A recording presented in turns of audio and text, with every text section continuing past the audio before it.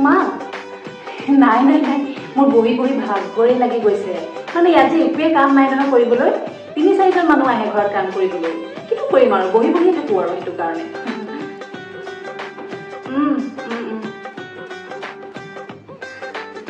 কি বহুত গৰম পৰিছে নেকি এই নাই মই ঘৰৰ ভিতৰত সোমাইছো গমেই পোৱা নাই নহয় আমাৰ ঘৰটোত মানে গোটেই ঘৰতে এচি লগোৱা আছে এতিয়া এচিত থাকি থাকি গৰম কি বস্তু চিনিয়ে নোপোৱা হৈ গৈছে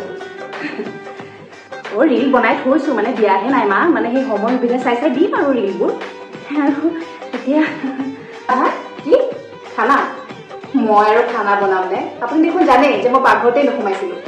আমাৰ মানুহ আহে ন খানা বনাবলৈ সিহঁতেই খানা বনায়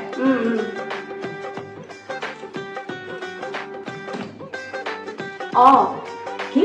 নতুন কাপোৰ নাই নাই নাই মোক নতুন কাপোৰ নালাগে কি লাগিছে আপোনালোকে লওক মানে এইকেইদিন এখেতে ইমানকে শ্বপিং কৰিছে নহয় মোক নতুন কাপোৰ থবলৈ একেবাৰে আলমাৰীত জেগাই নোহোৱা হৈ গৈছে হ'ব দিয়ক মোক নালাগে আপোনালোকে শ্বপিং কৰক হেল্ল' মা